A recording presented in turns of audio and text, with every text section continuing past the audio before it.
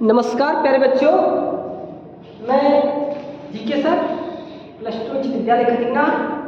आज हम लोग फरवरी मास का तीसरा सप्ताह हर वीक और सुरक्षित शनिवार को लेकर के आए हैं और सुरक्षित शनिवार का विषय है बिजली से घात, जल जमाव से परेशानियां तथा बोरिंग के गड्ढे से होने वाली घटनाएं के बारे में जागरूकता। तो देखेंगे आज का टॉपिक पर हम लोग चर्चा करेंगे। तो सबसे पहले हम लोग देखेंगे बिजली से घात। पहले जानेंगे कि करंट लगता है, जब बिजली लगती है तो लोग क्यों मर जाते हैं, मरने का रीजन जानेंगे। तो पहला है कि सांस रुकने की वजह से, पहले सांस रुक जाता है जिसकी वजह से हम लोग मर जाते हैं, और धड़कन के रुकने की वजह से, और तीसरा है फेफड़े का काम न करने की वजह से। ये सारी दिक्कत आती है, लेकिन ये बात हम जानेंगे कि क्यों मरता है व्यक्ति, उसको हम लोग और इसमें पीपीटी के माध्यम से रखे हैं। तो सबसे पहले हम लोग जानेंगे कि बिजली क्या करती है। हमारे शरीर में जब करंट लगता है तो हमें क्या होता है, तो ये ध्यान रखना है कि हमारे शरीर में लगभग 65 से 70% जल होता है, और वो जल को क्या करता है, सोखता है, यानी कि जल को समाप्त कर देता है, और हमारा जो ब्लड है गड्ढा हो जाता है, जो एकदम गड्ढे हो जाते हैं गड्ढे, और वो ब्लड गड्ढे होने के कारण ही मृत्यु होती है। लेकिन आगे देखेंगे, इसे समझेंगे। नेक्स्ट देखिएगा, इसमें हम एक चीज़ और रखे हैं, ध्यान देंगे। एक चीज़ रखा है कि इसमें जो विद्युत होता है, एक होता है एसी अल्टरनेटिव करंट, एक होता है डीसी डायरेक्ट करंट। तो ध्यान रखेंगे एसी से कहीं ज़्यादा डीसी खतरनाक होता है, इस बात को भी ध्यान रखेंगे। अल्टरनेटिव करंट जो आते हैं हम लोग के पास, इसको भी थोड़ा सा हम यहाँ पर दिखाएं, देख लीजिएगा। ये 1,33,000 वोल्ट सबसे हाईएस्ट आता है, जो बड़े वाले आते हैं पोल में 1,33,000, उसको डिवाइड करते हैं 33,000 में, और 33,000 से 11,000 बनाते हैं, और 11,000 से 440 वोल्ट, जिसके माध्यम से हम लोग अपने घर में लेते हैं 440, और उसके माध्यम से वो हमारे स्टेबलाइजर जो होते हैं, हमारे जो इन्वर्टर होते हैं, स्टेबलाइजर होते हैं, उस वोल्टेज को वो और कम कर देता है 250, और 250 से 12 वोल्ट बना करके चार्ज दे करके ये हमारे टीवी और एलसीडी स्मार्ट ग्लास चलते हैं। तो आगे देखेंगे और नेक्स्ट देखेंगे।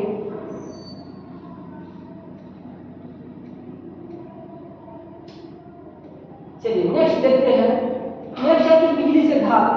तो देखेंगे यहाँ पर रखे हैं कि मनुष्य के शरीर में 65 से 70% तक पानी होता है। देखिए इस टॉपिक को बता दिए। और क्या होता है, और जब शरीर में बिजली का करंट प्रवाहित होता है तो यह शरीर के पानी को सुखा देता है, और जिससे खून गड्ढा हो जाता है, और इस वजह से शरीर के सभी अंग तक खून का प्रवाह रुक जाता है, जिसके कारण शरीर के सभी अंग कार्य करना बंद कर देता है, और कुछ ही देर में इंसान की मौत हो जाती है। नेक्स्ट देखेंगे। नेक्स्ट है बिजली से घात। इस बात को ध्यान रखेंगे कि कितने से कितने बिजली एम्पियर वाली होती है वो घातक हो सकती है, इस बात को भी ध्यान रखेंगे। शरीर में 0.1 एम्पियर, 0.1 एम्पियर या 100 मिली एम्पियर से ज़्यादा करंट लगने पर ही मौत हो जाती है। हालांकि इस बात पर निर्भर करता है कि करंट कितना समय तक शरीर से गुजरता है, इस बात को ध्यान रखेंगे। और नेक्स्ट देखेंगे, आप लोगों को आगे वाले पीपीटी में दर्शा रहे हैं, इसको ध्यान देंगे। इसमें है कि करंट लगने से, ध्यान देंगे, शरीर पर करंट लगने से मौत होने का कारण, शरीर पर करंट लगने से मौत होने का कारण क्या होता है, तो कारण देखेंगे। तो करंट लगने से दिल का दौरा, मायोकार्डियल इंफ्राक्शन, ये क्या होते हैं, कार्य करना बंद कर देते हैं, या कार्डियक अरेस्ट हो जा सकता है, ये अरेस्ट हो सकता है, जिसके कारण होती है मृत्यु। करंट लगने से हृदय की धड़कन अनियमित हो जाती है या हो सकती है, जिससे अकालता कहते हैं, जिसे क्या कहते हैं, अकालता कहते हैं। नेक्स्ट देखेंगे, करंट लगने से दिल की धड़कन बंद हो जाती है और खून का पानी हो जाता है, खून होते हैं वो पानी हो जाते हैं। लेकिन आगे हम लोगों ने देखा कि खून क्या होते हैं, खून गड्ढे हो जाते हैं, पानी सूख जाते हैं, लेकिन वही खून को भी वो पानी में बदलने लगता है। आगे देखेंगे, करंट मांसपेशियां पैरालाइज हो जाती है, जिसके कारण ये घात होते हैं। लेकिन एक बात ध्यान रखना है, ये सारे हम लोग को बता दिए, लेकिन आगे इसी में देखेंगे इससे हम लोग बचेंगे कैसे। तो इस बात को ध्यान रखना है कि कभी भी हमें बिजली से संबंधित कोई भी कार्य करना है बच्चों, तो हम लोग सेफ्टी से करेंगे और अपने साथ एक व्यक्ति को लेकर के चलेंगे। और इस बात पर ध्यान रखेंगे कि हमारे साथ सेफ्टी वाले व्यवस्था होनी चाहिए, ग्लव्स होने चाहिए, हैंड ग्लव्स जो होते हैं, आई ग्लास होनी चाहिए, उसके बाद हेलमेट होना चाहिए, शूज होना चाहिए, इस बात को ध्यान रखेंगे। और जो हम लोग जो प्लास लेंगे उस पर देखेंगे कि वो प्लास हमारा पूर्ण रूप से पीवीसी से ढका हुआ है या टेप से ढका हुआ है, नहीं है अगर तो उस पर हम लोग टेप लगा देंगे, क्योंकि उससे भी हम लोग का कहीं ना कहीं घात हो सकती है। आगे देखेंगे नेक्स्ट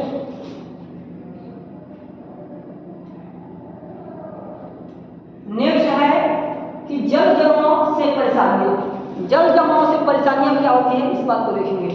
जल जमाव से अनेक प्रकार की बीमारियां हो जाती है, जैसे है डेंगू, मलेरिया और चिकनगुनिया। चिकनगुनिया देखेंगे, सड़कों पर जाम लगना, दुर्घटना होना, ये सारा जल जमाव का कारण बनता है।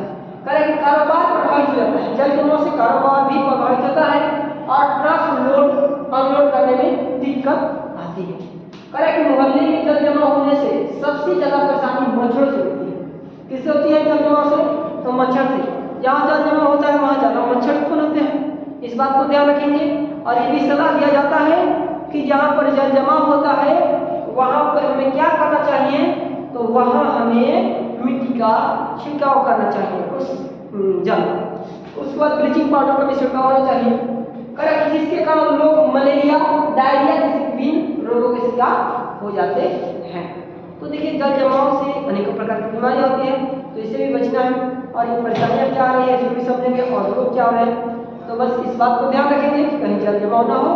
और दूसरी बात देखेंगे, इसको दूर करने का सबसे सस्ता उपाय यही है कि देखा जाए कि जल हमारा कहीं ना कहीं डिवर्ट हो जाए, कहीं खेतों में कहीं किसी माध्यम से उसको हम लोग जल को आदान प्रदान कर दें कि इकट्ठा ना रहे। दूसरी बात देखेंगे, नेक्स्ट हम लोग का है, नेक्स्ट है आपका लास्ट पॉइंट है बोरिंग के गड्ढे से होने वाली परेशानी। देखिए हम लोगों ने देखा है कि बोरिंग के गड्ढे से भी परेशानियां आ जाती है और बहुत सारे बच्चे उस गड्ढे में खेलते समय या कहीं जा रहे हैं तो बच्चे ज़्यादातर उस गड्ढे में गिर करके और कोई किसी को संदेह भी नहीं मिलता है, किसी को कुछ पता नहीं चलता है और बच्चे की मौत हो जाती है।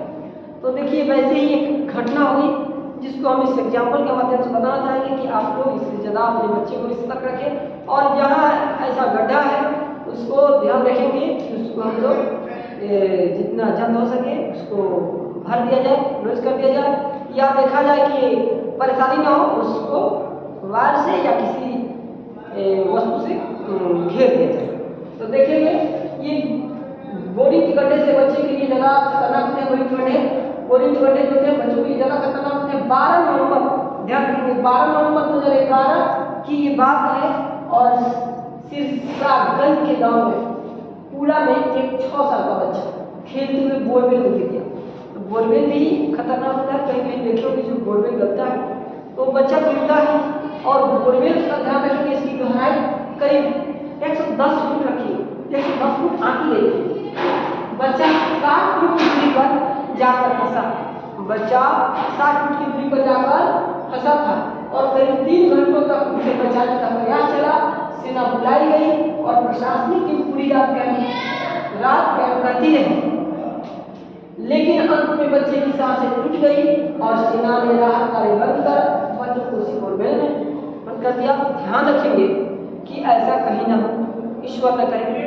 तो ऐसे जगहों पर हम लोग क्या करेंगे, तो पहले ही उसको हम लोग देखेंगे ध्यानपूर्वक कि ऐसे हम लोग लापरवाही में छोड़ देते हैं, तो उसको छोड़े ना, उसको संज्ञान में रखें, उसको पत्थर से ढकें या किसी बड़ा लकड़ी से ढक दें कि उसमें कोई घटना ना हो। और जो बड़े बड़े गड्ढे खोले जाते हैं के लिए उसको तो हम लोग ढक नहीं सकते हैं, तो कम से कम उसके साइड में किसी दीवार बना दिया जाए कि लोग बचे। तो इस बात को ध्यान रखना है।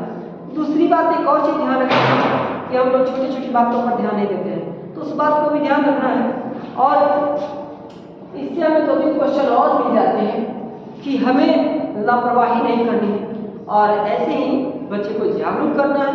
तो आज के लिए इतना ही, फिर मिलेंगे नेक्स्ट वीक। तब तक के लिए जय हिंद, जय भारत।